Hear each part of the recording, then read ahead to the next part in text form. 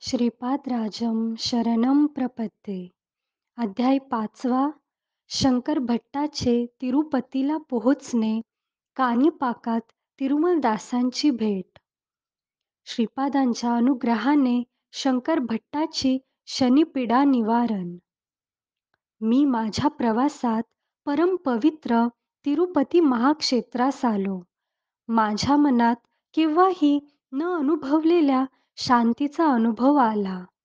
तिरुपती महाक्षेत्रातील पुष्करणीचे स्नान करून श्री व्यंकटेश्वराचे दर्शन घेतले. मंदिराच्या अंगणातच ध्यानस्थ झालो. ध्यानात श्री व्यंकटेश्वरांना स्त्री मूर्ती रूपात पाहिले. बाल त्रिपुर सुंदरी या रूपात पाहिलेली मूर्ती थोड्या क्षणांतच परमेश्वराच्या रूपात बदलली आणि थोड्या वेळाने महाविष्णूच्या रूपात बदलली. ध्यानात असतानाच काही वेळाने ती मूर्ती 14 वर्षांचे वय असलेल्या अतिसुंदर काया धारण केलेल्या बालयतीच्या रूपात प्रकट झाली. त्या बालयतीची दृष्टी अमृतमय असल्याचे जाणवले. नेत्रद्वंद्यातून हजारो मातेच्या वात्सल्यानुरागाची जणू वर्षाच होत होती. एवढ्यातच त्या बालयतीजवळ काळ्या रंगाचा एक कुरूप माणूस पोहोचला. तो त्या बालयतीस म्हणाला, "श्रीपाद श्री वल्लभ प्रभू, आपण साऱ्या जगाचे नियंत्रण करणारे आहात. तुमचा भक्त असलेल्या शंकर भट्टाला आजपासून 7:30चा प्रारंभ होत आहे. या विश्वात अनेक प्रकारचे कष्ट आहेत. ते मी त्याच्या अनुभवास आणीन. प्रभूंच्या आज्ञेसाठी येथे उभा आहे." करुणासागर प्रभू म्हणाले, "अरे शनैश्चरा, तू कर्मकारक आहेस. जीवांना कर्मफलितांचे अनुभव करून त्यांना कर्मविमुक्त करतोस. तू माझ्या धर्माला अनुसरून कर्तव्य कर. आश्रितजनांचे रक्षण करणे ही माझी प्रतिज्ञा आहे. म्हणून शंकर भट्टाला मी तुझ्यापासून झालेल्या कष्टकाळात सहाय्य करून कशी सुटका करून देतो ते तू बघ." श्रीपाद महाराज आणि शनैश्चराचे असे संभाषण झाल्यावर दोघेही माझ्या ध्यानातून निघून गेले. परंतु नंतर भगवान मूर्तीचे ध्यान करणे कठीण झाले. माझ्या कष्टकाळाची सुरुवात झाली. श्रीपादांकडून माझी कष्टातून सुटका होईल याचा दृढ विश्वास होता. मी तिरुमलाहून तिरुपतीला आलो. तिरुपतीच्या रस्त्यावर मनाला वाटेल तसे चाललो होतो. मन चंचल होते. एक न्हावी मला बळजबरीने थांबून म्हणाला, "तू 20 वर्षांपूर्वी घरातून पळून गेलेला सुबैया आहेस ना? तुझे आईबाप काळजी करत आहेत. तुझी भार्या रजस्वला झालेली आहे. ती वयात आली आहे. तू तिच्याबरोबर संसार कर. मुलाबाळासहित सुखी राहा." तेव्हाच मी म्हणालो, "अहो, मी शंकर भट्ट नावाचा कन्नड देशात राहणारा ब्राह्मण वाटसरू आहे आणि पुण्यक्षेत्र संचार करीत येत आहे. मी दत्तभक्त आहे. श्री दत्तप्रभू श्रीपाद श्री वल्लभ या नामरूपाने अवतरले आहेत. असे ऐकून कुरुगड्डीला प्रयाण आरंभिले आहे. परमपवित्र गायत्रीची शपथ घेऊन सांगतो, मी ब्रह्मचारी आहे. मी तुम्ही म्हणता तो सुबैया नावी नाही." परंतु माझा आवाज ऐकणारे कोणी नव्हते. तेथे पुष्कळ लोक जमा झाले होते. प्रत्येकजण कोणत्या ना कोणत्या रीतीने माझी निंदाच करीत होता. मला सुबैया नावाच्या माणसाच्या घरी नेण्यात आले. सुबैयाचे आई-वडील मलाच त्यांचा मुलगा समजून अनेक प्रकारे माझी समजूत घालत म्हणाले, "यापुढे आम्हाला सोडून जाऊ नकोस. रजस्वला स्त्रीला सोडून जाणे हा महाअपराध आहे." त्यातील एक माणूस म्हणाला, "सुबैया दाढी आणि मिशांनी झाकला गेला आहे. याचे क्षौर कर्म केल्यास पूर्वीची कळा येईल." मी सुबैया नाही असे अनेकदा सांगितले, परंतु माझे ऐकणारे कोणीच नव्हते. बळजबरीने माझे क्षौर कर्म करण्यात आले. गुळगुळीत गुंडू केला. दाढी मिशा पण काढून टाकल्या. माझ्या गळ्यातील पवित्र योग्योपवीत सुद्धा काढून टाकले. माझ्यासाठी त्यांच्या माहितीतल्या एका भूतवैद्याला बोलवण्यात आले. त्याने चित्रविचित्र अशी वेशभूषा केली होती. त्याच्या भयंकर दृष्टीनेच माझ्या हृदयात कापरे भरले. मला बांधून चाकूने माझ्या डोक्यावर वार केला गेला. त्यावर लिंबाचा रस आणि विविध प्रकारचे रस ओतले गेले. मला तो त्रास सहन होत नव्हता. हा सगळा छळ झाल्यावर सुभैयाला ब्राह्मण भुताने पछाडले आहे, म्हणूनच हा जानवे घालून मंत्र बरळतो असा निर्णय घेण्यात आला. तिरुपतीत असलेले ब्राह्मणसुद्धा स्तब्धच झाले होते. ह्या नगरात आलेला वाटसरू सुबैयाच आहे, त्याला एका ब्रह्मराक्षसाने बाधले आहे असेच ते समजले. मला त्या गावातील मोठ्या श्रेष्ठ ब्राह्मणांकडे नेले गेले. मी कन्नड देशीय स्मार्त ब्राह्मण आहे. भारद्वाज गोत्राचा आहे. नमक चमक मला येते. संध्यावंदन पण करतो, असे माझ्या सांगण्यावर त्यांचा विश्वासच नव्हता. सुभैयास एका कन्नड ब्राह्मण भुताने झपाडले आहे. त्यासाठी योग्य चिकित्सा करून परत पूर्वीसारखा करावे, असे त्या श्रेष्ठ ब्राह्मणांनी सांगितले. घावाने झालेल्या त्रासाने मी चक्रावून गेलो. माझे रुदन केवळ अरण्य रुदनासारखे झाले. शुद्धीवर आलो तेव्हा माझ्यासमोर माझ्यासारखाच काळे तेज असलेला एक विकृत आकाराचा माणूस बसलेला आहे असे वाटले. तो माझ्याशी काही न बोलता माझ्यामध्ये समावून गेला. माझ्याशी तदाकार झाला. 7.5च्या प्रभावाने 7.5 वर्षे माझा कष्टकाळ आहे याची कल्पना मला आली. श्रीपाद श्री वल्लभच या कष्टाच्या काळात माझे रक्षण करतील असा मला दृढ विश्वास होता. तेवढ्या तापात सुद्धा मी मनात श्रीपाद श्री वल्लभांचे नामस्मरण करीत होतो. श्रीचरणांचे नामस्मरण केल्याबरोबर माझा त्रास कमी होण्यास सुरुवात झाली. भूतवैद्य मात्र कोंबड्या बकऱ्यांचा बळी देत चित्रविचित्र पूजा करीत होता. मला मात्र पथ्याचा आहार दिला होता. सुबैयाला ब्राह्मण भूताने बाधले आहे, त्यामुळे त्याला शाकाहारच दिला पाहिजे असे मांत्रिकाने सांगितले. श्रीपादांच्या अनुग्रहानेच मला शाकाहार दिला गेला याचे मनाला बरे वाटले. 3 दिवस मी तीव्र नरक यातना भोगल्या. त्या संकटात सुद्धा मी श्रीचरणांचे स्मरण न चुकविल्यामुळे 4थ्या दिवसापासून संकटे येणे बंद झाले. ते लोक माझ्या शरीरावर चित्रविचित्र असे प्रयोग करीत होते. मांत्रिक मधून चाबकाने मारत होता.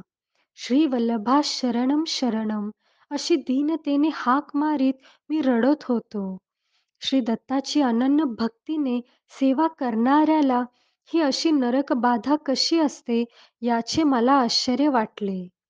तेवढ्यातच विचित्र घडले. माझ्या शरीरावर चाबकाचा मार बसला, परंतु मला किंचित सुद्धा त्रास झाला नाही. तेव्हा मांत्रिकच रडू लागला.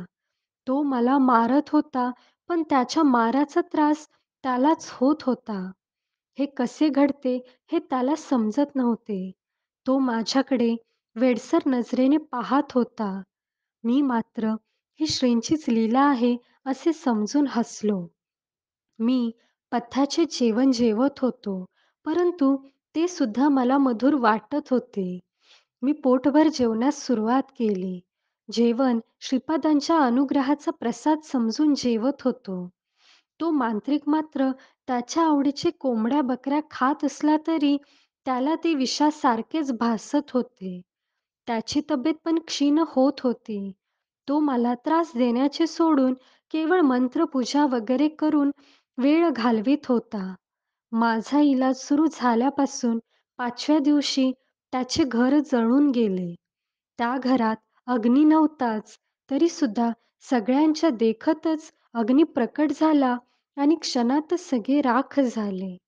6व्या दिवशी तो खिन्नतेने सुबैयाच्या घरी येऊन म्हणाला, सुबैयाला लागलेले ब्राह्मणभूत मांत्रिक होते.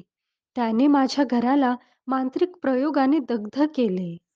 वेताळ वगैरे अनेक क्षुद्र शक्तींना प्रसन्न करण्यास अनेक प्रकारच्या पूजा कराव्या लागतील. त्यासाठी अधिक धनराशी लागेल, असे त्यांनी सूचित केले. मंत्रातंत्राचा काहीच उपयोग नव्हता. मांत्रिक धनाच्या आशेने असे वागत होता हे मला माहीत होते. विधीचे विधान मानून मान खाली घालून सुबैयाच्या पत्नीला माझीच पत्नी म्हणून स्वीकार करण्याची वेळ आल्यास त्याच्यापेक्षा अधिक लाजिरवाणी परिस्थिती काय असणार? त्यापेक्षा मोठा विश्वासघात कोणता असू शकतो याची मला खंत वाटली. विधी माझ्या जीवनाशी एवढ्या क्रूरतेने का खेळत आहे हे समजत नव्हते, उलगडत नव्हते. माझे काळीज कापत असल्याचा अनुभव येत होता. मी सुबैयाच्या आई-वडिलांना म्हणालो, "माझे माय-बाप तुमच्या सर्व स्थावर संपत्तीची विक्री करून या मांत्रिकाच्या मायाजाळात पडू नका. माझी तब्येत चांगलीच आहे. मी तुम्हाला आई-वडिलांसारखेच मानतो." तेवढ्यावरच मला मांत्रिकाकडून मुक्ती मिळाली. सुबैयाचे आई-वडील अत्यानंदित झाले. त्यांच्या डोळ्यांतील आनंद पाहून माझे डोळे पण ओले झाले.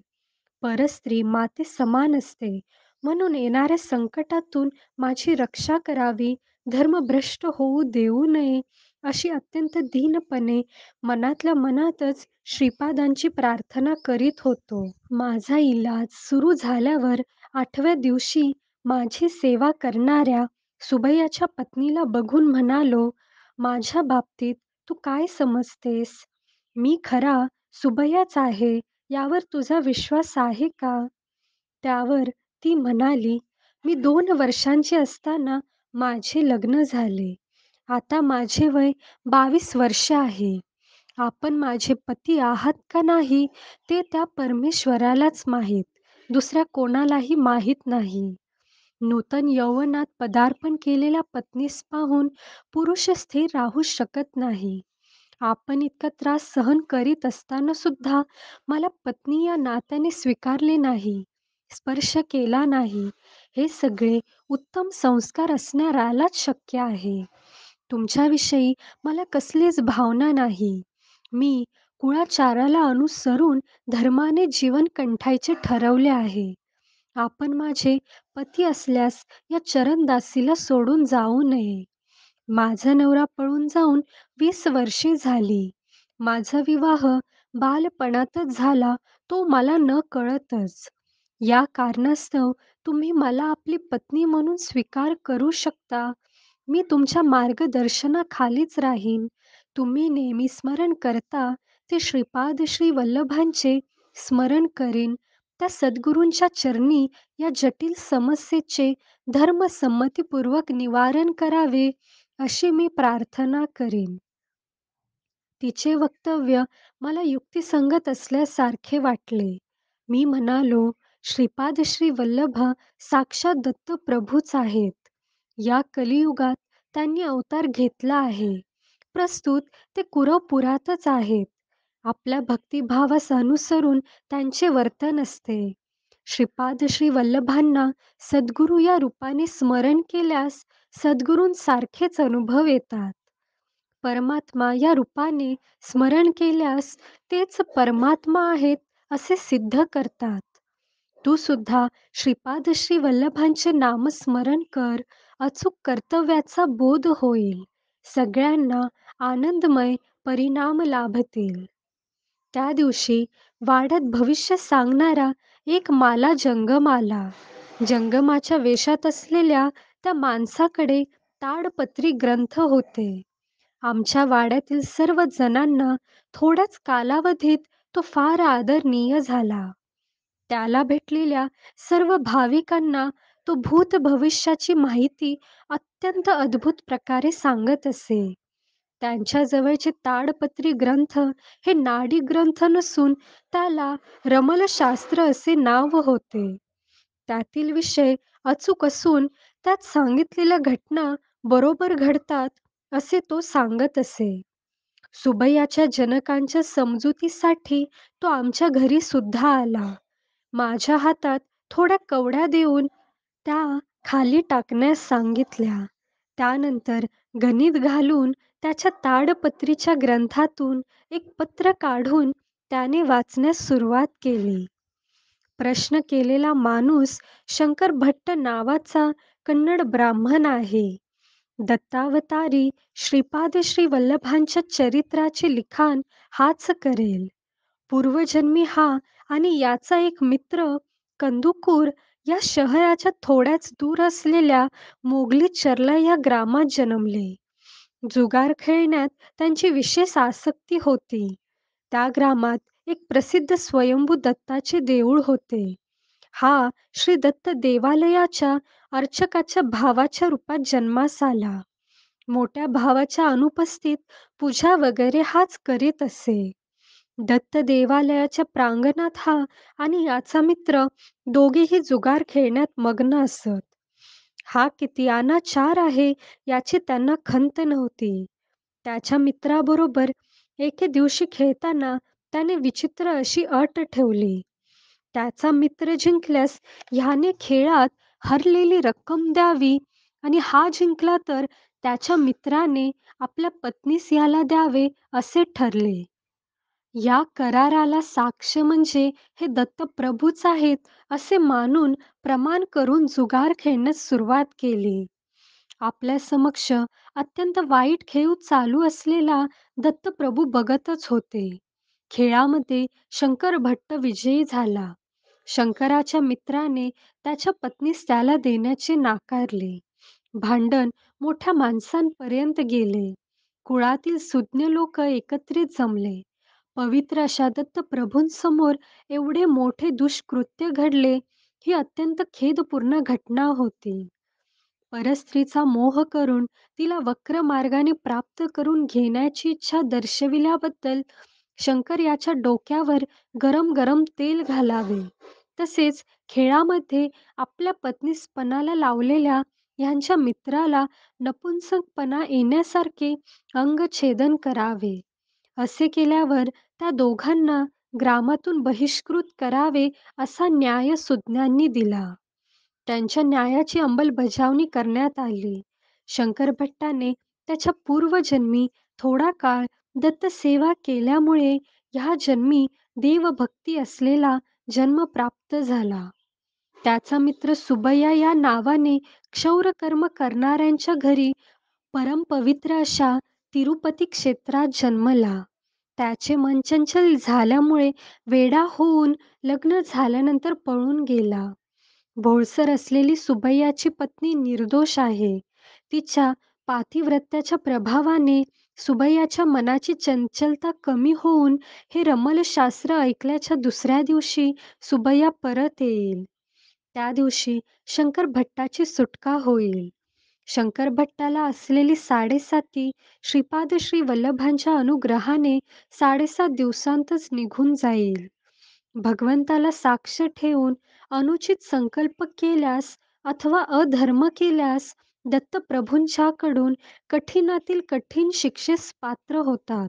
सुबैयाच्या मन चंचलतेच्या परिहारास्तव शंकर भट्टाच्या पुण्यातील थोडा भाग खर्च झाल्याचे चित्रगुप्ताने लिहिले आहे.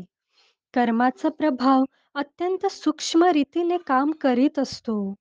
या सत्याची जाणीव होऊन जीवाने सदैव सत्कर्मच करावे. दुष्कर्म कधीही करू नये. श्रीपाद श्री वल्लभांच्या जन्मपत्रिकेप्रमाणे त्यांच्या अवतार समाप्तीनंतर थोड्या शतकांनी त्रिपूर देशातील अक्षय कुमार या नावाच्या जैन मतस्थाकडून श्री पिटिकापुरात श्री प्रभूंची माहिती पोहोचेल. त्या अगोदर विलासांची माहिती देणारे श्रीपाद श्री वल्लभ चरित्रामृत या नावाचा ग्रंथ प्रकाशित होईल. श्री वल्लभांच्या करुणेचे वर्णन कसे करावे? दुसऱ्या दिवशीच सुबैया स्वगृहास परतला. त्याच्या मनाचे चंचलत्व पूर्णपणे मिटून तो स्वस्थचित्त झाला होता. सुबैयाच्या पत्नीस मी माझी बहीण मानले. सुबैयाच्या माता पित्याची परवानगी घेऊन मी चित्तूर जिल्ह्यातील काणिपाकम ग्रामास पोहोचलो. काणिपाकम हे ग्राम चित्तूरहून थोड्याच अंतरावर आहे. त्या ग्रामात वरदराज स्वामींचे देऊळ, मणिकंठेश्वर स्वामींचे देऊळ, वर सिद्धिविनायकाचे देऊळ आहे. मी देवदर्शन घेऊन बाहेर आलो. तिथे एक उंच कुत्रा उभा होता. मला भीती वाटून मी वर सिद्धिविनायकाच्या देवळात परत गेलो. थोडा वेळ देवाचे ध्यान करून बाहेर आलो. त्या कुत्र्याबरोबर एक अजून कुत्रा तेवढ्याच उंचीचा होता. आज या काळभैरवाकडून चावणे हे निश्चितच आहे अशी भीती वाटली. परत वर सिद्धिविनायकाच्या मंदिरात गेलो. मंदिरातील पुजाऱ्याला माझे वर्तन विचित्र वाटले. "बाबा, तू घटके-घटकेला बाहेर जाऊन परत आत येतो आहेस, याचे कारण काय?" असे त्याने विचारले. मी माझ्या भीतीचे कारण सांगितले. ते निष्कारण कोणाला काही इजा करीत नाहीत. ते एका धोब्याचे पाळीव कुत्रे आहेत. तो धोबीदत्त भक्त आहे. श्रीपाद श्री वल्लभ या नामाने श्री दत्तांनी या भूमीवर अवतार घेतला आहे, असे तो सांगत असतो. धोबांना देवालयात प्रवेश निषिद्ध नाही, तरी सुद्धा तो या देवळामध्ये येत नाही. त्याच्या कुत्र्यास पाठवतो. मी स्वामींच्या प्रसादाचे गाठोडे बांधून देतो. ते घेऊन ते त्याला देतात. तू 2च कुत्रे पाहिले असे सांगितलेस. एकूण 4 कुत्रे आल्यावरच मी प्रसाद देतो. अजून 2 कुत्रे आले का ते पाहूया, असे तो पुजारी म्हणाला. आम्ही बाहेर येईपर्यंत 4 कुत्रे होते. पुजाऱ्यांनी प्रसादाचे गाठोडे करून दिले. ते 4ही कुत्रे माझ्या चारी बाजूंनी आले आणि त्यांनी मला घेरले. पुजारी म्हणाला, "कुत्र्यांच्या मर्जीप्रमाणे तू त्या धोब्याकडे जा. तुला शुभकारकच होईल." माझ्या जीवनातील प्रत्येक घटना श्रीपाद श्री वल्लभांच्या निर्देशानेच घडत असते, असा माझा विश्वास होता. सुबैयाच्या घरात घडलेल्या घटनेवरून कुळ, मतभेद नसावा असे वाटले. एक चांडाळ ब्राह्मण कुळात जन्म घेऊ शकतो. या जन्मातील ब्राह्मण दुसऱ्या जन्मात चांडाळ रूपाने जन्म घेऊ शकतो. मानव आपण केलेल्या पाप पुण्याचे गाठोडे घेऊन जन्मजन्मांतराच्या कर्मप्रवाहात वाहत जात असतो. शंकर भट्ट आणि तिरुमल दासांचा संवाद. मी धोब्याच्या राहत्या गल्लीत आलो. तिरुमलदास असे नाव असलेला तो रजक 70 वर्षांचा म्हातारा होता. तो त्याच्या झोपडीतून बाहेर आला. मी घरात गेल्यावर त्याने मला एका पलंगावर बसवले. ब्राह्मण जन्माचा माझा अहंकार पूर्णपणे गेला होता. श्रीपाद श्री वल्लभांचे भक्त कोणीही असले तरी मला आत्मीयांसारखेच दिसत होते. वर सिद्धिविनायकाच्या देवळातील प्रसाद तिरुमलदासाने मला खाण्यास दिला. मी प्रसाद ग्रहण केला. नंतर तिरुमलदासाने सांगण्यास सुरुवात केली. आईनविल्लीचे गणपतीच श्रीपाद श्री वल्लभ म्हणून अवतरले. ते म्हणाले, "बाबा, आजचा दिवस माझ्या अत्यंत भाग्याचा आहे. आपल्या दर्शनाचा लाभ घडला. तुम्ही माझ्याकडे कधी याल याची उत्सुकतेने वाट पाहतो आहे." बाबा शंकर भट्टा, वर सिद्धिविनायकाचा प्रसाद घेतलास.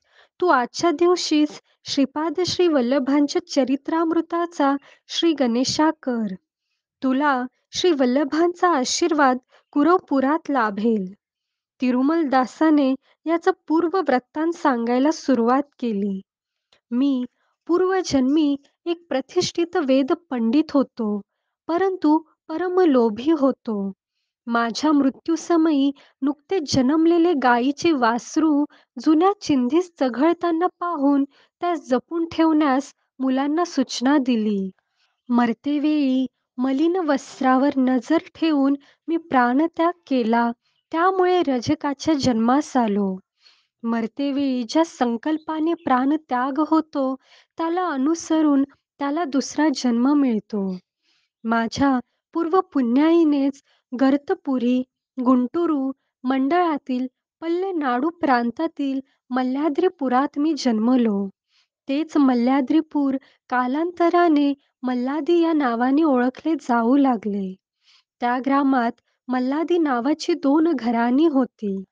मल्हादी बाप नावधानी या नावाचे महापंडित हरितस गोत्राचे होते.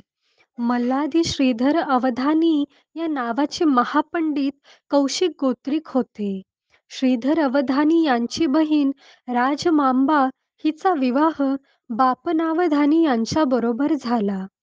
गोदावरी मंडलांतर्गत असलेल्या ऐनविली या ग्रामात झालेल्या गणपती महायागास दोघेही गेले होते.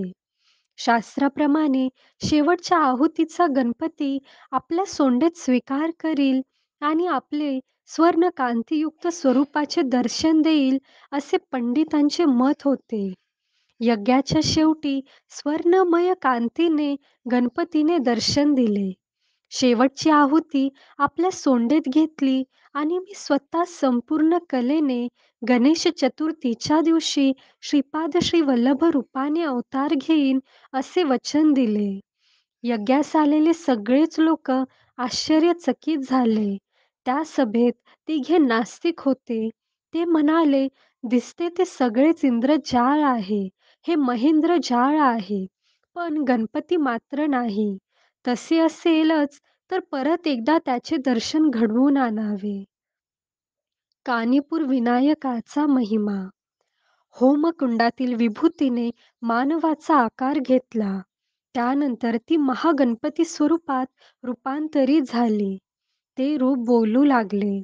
मूर्खांनो, त्रिपुरासुराच्या वधाच्या वेळी शिवाने बलिचक्रवर्तीचा निग्रह करण्यापूर्वी तसेच शिवाच्या आत्मलिंग घेऊन जाणाऱ्या रावणास विरोध करतेवेळी भगवान विष्णूने महिषासुराचा वध करण्याच्या समयी पार्वतीने भूभार घेण्यापूर्वी आदिशेषाने सर्व सिद्धिसिद्ध होण्यापूर्वी सिद्धमुनींनी प्रपंचावर विजय साधण्याच्या निमित्ताने मन्मथाने याच प्रकारे सकल देवतांनी माझी आराधना करूनच अभिष्ट प्राप्त केले. सगळ्या शक्तींचे मीच भंडार आहे. मी सर्व शक्तिमान आहे. राक्षसी शक्ती सुद्धा माझ्यामध्येच आहे. सर्व विघ्नकर्ता मीच, सर्व विघ्नहर्ता सुद्धा मीच आहे. दत्तात्रय म्हणजे कोण समजलात? हरिहर पुत्र असलेला धर्मशास्त्रात तोच. विष्णू रूपात ब्रह्मा रुद्र रूप विलीन झाले तेच दत्त रूप होय. धर्मशास्त्रारूपात गणपती षण्मुख रूप विलीन झालेले हे रूप सुद्धा दत्तप्रभूच आहे. दत्तात्रय हे सर्व काळ त्रिमूर्ती स्वरूपच असतात. श्रीपाद श्री वल्लभ रूपात महागणपती असल्याने गणेश चतुर्थीच्या दिवशी त्यांचा अवतार होईल. त्यांच्यामध्ये सुब्रह्मण्याचे तत्व असल्याने ते केवळ ज्ञानावतार म्हणून ओळखले जातील. धर्मशास्त्रात तत्वामुळे ते रूप समस्त धर्म कर्माचे आदी आणि मूळ असे समजले जातील. हा अवतार माता पित्याच्या संयोगाचे फळ नसेल. ज्योती स्वरूपच मानवाकृतीचे रूप घेईल. श्री गणपती पुढे म्हणाले, मी तुम्हाला शाप देत आहे. सत्य स्वरूप पाहून सुद्धा ते असत्य आहे असे म्हणालात. त्यामुळे तुमच्यापैकी एक आंधळा जन्मेल. सत्य स्वरूपाची प्रशंसा न करता टिंगल केल्यामुळे तुमच्यापैकी एक मुका जन्मेल. एवढा जनसमुदाय नीच भक्त त्या सत्याच्या बाबतीत सांगत असता दुर्लक्ष करून न ऐकल्यामुळे तुमच्यापैकी एक बहिरा जन्मेल. तुम्ही तिघे बंधुरूपाने जन्माल. माझ्या स्वयंभू मूर्तीचे दर्शन घेतल्यावरच तुम्ही दोषरहित व्हाल. बाबा ते तिघेही या कानीपुरात भांडवांच्या रूपात जन्मले. त्रिमूर्तींना दूषण दिल्यास घोर अनर्थ होतो. ही 3 भावंडे 1 एकर जमिनीत याच ग्रामात उत्पन्न काढीत असत. त्या शेतात पायथ्याला एक विहीर होती. मोटेच्या सहाय्याने पिकांना पाणी देण्याची सोय केली होती. एका वर्षी दुष्काळ पडला. जमिनीतील पाणी वाळून गेले. एके दिवशी विहिरीत असलेले पाणी सारे खर्च झाले. फावडा घेऊन तिघेही वाळू काढण्याच्या प्रयत्नात होते. त्या पाण्याखालील भागात असलेल्या दगडावर फावडा लागून रक्ताचा फवारा वर आला. रक्त हाताला लागल्याने मुक्याला वाचा फुटली. पाणीसुद्धा विहिरीत यथाविधी भरू लागले. पाण्याच्या स्पर्शाने बहिऱ्याचा दोष गेला. तिसऱ्या आंधळ्याने त्या पाण्यातील दगडाला स्पर्श केल्यामुळे त्याचे अंधत्व नाहीसे झाले. त्या स्वयंभू विनायकाच्या दगडी मूर्तीच्या डोक्यावर फावडा लागून रक्तस्रावास आरंभ झाला. ती स्वयंभू मूर्ती बाहेर काढण्यात आली. त्या वर सिद्धिविनायक प्रतिष्ठापना करण्यास सत्य ऋषीश्वर असे नामांतर झालेले बापन नावधानी आणि त्यांचा मेव्हणा श्रीधरावधानी या ग्रामास आले होते. वर सिद्धिविनायक त्यांना म्हणाले, महाभूमीमधून या लोकात आलो. पृथ्वी तत्वावर अवतार घेतला. हे तत्व कालांतराने अनेक रूपांतर होईल. जलतत्वात, अग्नितत्वात, वायुतत्वात, आकाशतत्वात माझे अवतरण झालेलेच आहे. आयनविलीमध्ये तुम्ही केलेल्या महायज्ञातील भस्मानेच हे रूप धारण केले. नंतरच्या कर्तव्याचे आदेश देतो. श्रीशैलामध्ये कळा कमी आहे. सूर्यमंडळातील तेजाचा तेथे शक्तिपात केला पाहिजे. तुम्ही श्रीशैलामध्ये शक्तिपात केल्याच्या दिवशीच गोकर्णामध्ये, काशीमध्ये, बद्रीमध्ये, केदारामध्ये एकाच वेळी माझ्या विशेष अनुग्रहाने शक्तिपात होईल. श्रीपाद श्री वल्लभांच्या अवतरणाचा समय निकट येत आहे. श्रीधरा, तुझ्या घरचे नाव श्रीपाद म्हणून बदलत आहे. कौशिक गोत्रिक तुमचे वंशज आजपासून श्रीपाद या आडनावाने ओळखले जातील. बाबा शंकरा मल्हादीपुरातून सत्य ऋषीश्वर आणि श्रीधर पंडित पिठिकापुरात निवास करण्यास गेले. मी श्रीपाद श्री वल्लभांच्या अनेक बाललीला पाहिल्या. उद्या मी तुला त्या सविस्तर सांगेन. माझ्या पहिल्या बायकोपासून मला एक मुलगा झाला. त्याचे नाव रविदास आहे. तो कुरवपुरात राहत आहे. श्रीपादांची यथामतीने सेवा करीत असतो. मी श्रीपाद प्रभूंच्या आज्ञेनुसार कानिकापुरातच दुसऱ्या पत्नी आणि मुलाबरोबर कुलवृत्तीला अनुसरून राहत आहे. तू श्री पिठिकापुरात अनेक महानुभावांना भेटशील. वैश्यकुळात श्रेष्ठ असे व्यंकटपय्या श्रेष्ठी नावाच्या व्यक्तीस भेटशील. तेव्हा अनेक महत्वाच्या विषयांबद्दल माहिती मिळेल. श्री श्रेष्ठींना श्रीपाद प्रभू व्यंकटपय्या श्रेष्ठी या टोपण नावाने हाक मारीत असत. श्री श्रेष्ठींच्या वंशावर श्रीपादांचा अभयहस्त आहे. वत्सवाई असे उपनाम असलेल्या नरसिंह वर्मानांना सुद्धा भेट. त्यांचा श्रीपादांशी घनिष्ठ संबंध आहे. तुझ्याकडून रचल्या जाणाऱ्या श्रीपादांच्या चरित्रास श्रीचरणांचा आशीर्वाद लाभेल. तू लिहिलेल्या ग्रंथाखेरीज दुसरा कोणताही ग्रंथ श्रीपादांचे चरित्र संपूर्ण रीतीने माहिती देणारा असणार नाही. ही श्रीचरणांची आज्ञा आहे. श्रीपाद श्री वल्लभांचा जय जयकार असो. अशाच आध्यात्मिक व्हिडिओंसाठी सबस्क्राईब करा अध्यात्मसार यूट्यूब चॅनेलला.